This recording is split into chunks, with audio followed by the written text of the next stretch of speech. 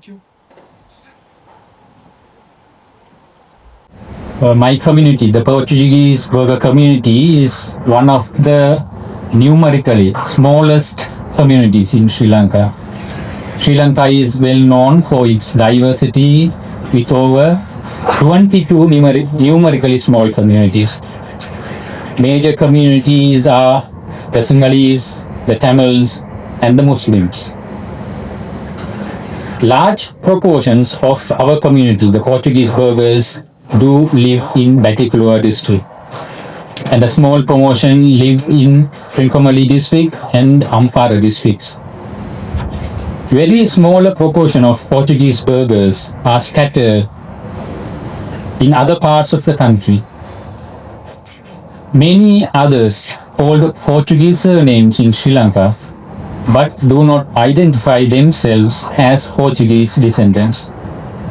They have been living among the majority community for many reasons, and they identify themselves as Sinhalese or else other communities. Batticaloa, Trincomalee and Kalbunai Portuguese Burghers are a significant socio-cultural phenomenon of the eastern part of Sri Lanka. It is also an enriching component of the socio-cultural aspect of Sri Lanka. The unique practices of the Portuguese Burgher community contribute to the multicultural nature of Sri Lanka. The Burgher Folks, which is our cultural group, partners with institutions such as Cultural Department of Eastern Province, Eastern University, Swami Vivekananda East Institute of Aesthetic Studies, divisional secretariats, district secretariats and municipal councils. These partnerships create opportunities for us to showcase our cultural dances, rituals, traditional foods, etc. Engaging and involving the Portuguese Burgher community among other communities in Sri Lanka is an act of establishing and celebrating differences in cultures and enriches the practices of equality and equity in every aspect of the social strata. We, the Portuguese Burghers, believe this would share knowledge and information about our culture and our existence of Portuguese Burghers in Sri Lanka. These opportunities can also cultivate unity, coexistence and peace in Sri Lanka. The Sinhala Only Act, formerly the Official Language Act of 1956, was an act passed in the Sri Lankan Parliament. The act replaced Sinhalese language as the official language of our country. The act was controversial as supporters of the act saw it as an attempt by the community that had just gained independence to distance themselves from their colonial masters, while its opponents viewed it as an attempt by the linguistic majority to oppress and assert dominions on minorities such as the Sri Lankan Portuguese Burghers.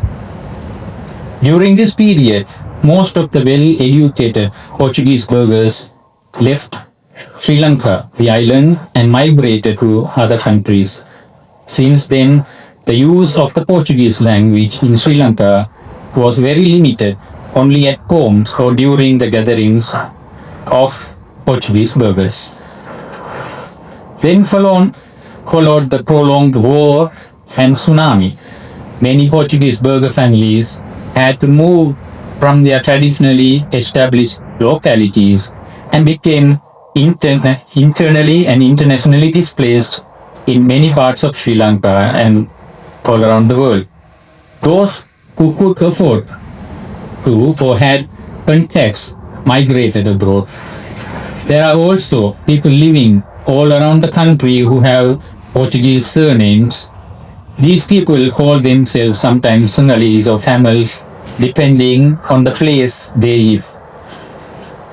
They may be descendants of Portuguese, or perhaps it is the influence of the Portuguese that made them adopt the Portuguese surname.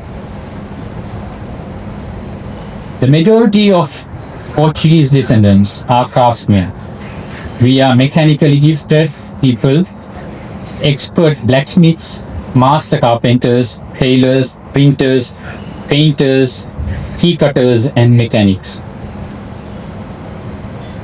Although the Portuguese burghers have carefully maintained the traditions and customs of their ancestors, it must be admitted that today our customs are a quaint mixture of both East and the West.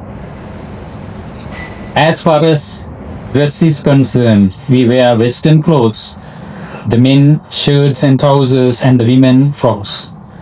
But a great majority of us are dressed fully in coat and ties when we attend social functions of the community. The women, especially the younger generation, follow the latest fashions. The members of the community have carefully maintained our traditional safriña and lances dances. No wedding or even small social function like birthday party or coming of age function is complete without the dance and the meal together. The traditional customs of celebrating a wedding for 4 days is generally maintained. The Portuguese burghers are generally devoted Catholics. Portuguese burghers have still not forgotten the Creole Portuguese language. Ian Smith in his book has stated that the Portuguese spoken today has incorporated some distinctive features of the local Batiklo Tamil dialect. In Smith's book, Convergence in South Asia, the Creole example, he says that the initial Indo-Portuguese trade language was brought to Ceylon from Goa. But in the linguistic environment of the island, it underwent substantial structural convergence with the local languages.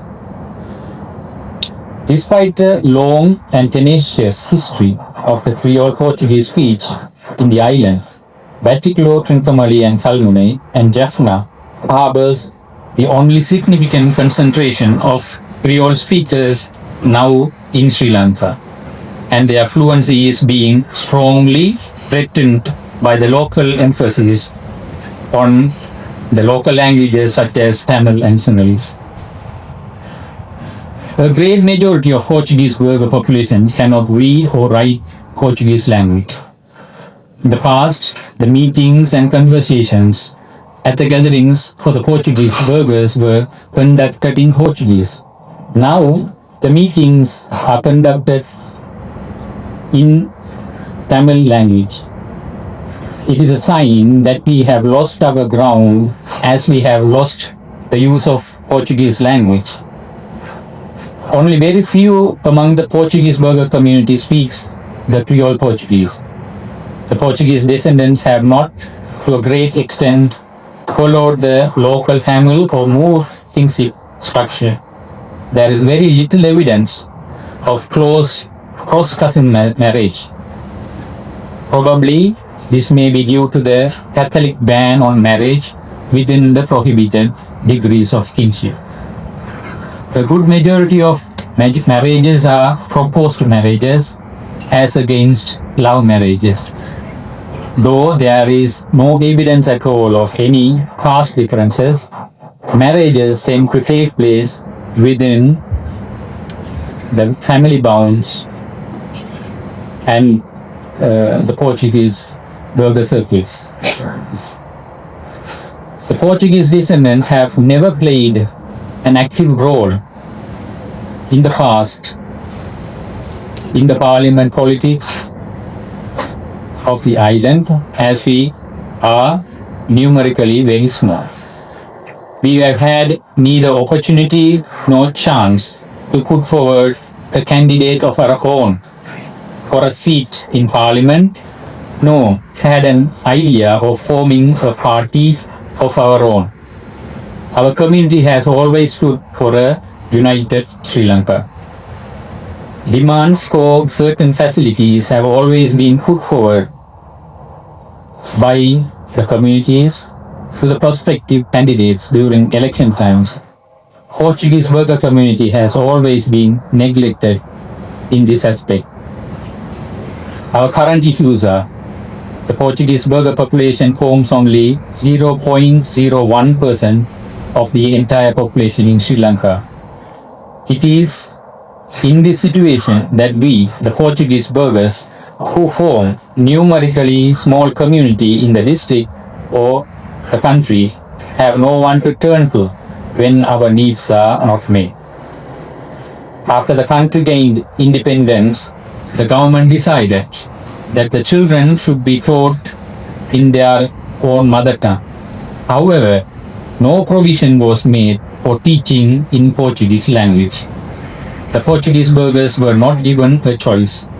Whether we liked it or not, we were forced to study either in Sinhala medium or a Tamil medium school. What followed was tragic.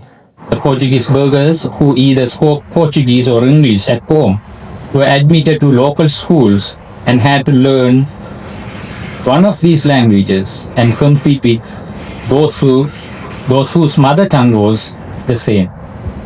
Job opportunities were too the same as the need to make the necessary entries in the race for life.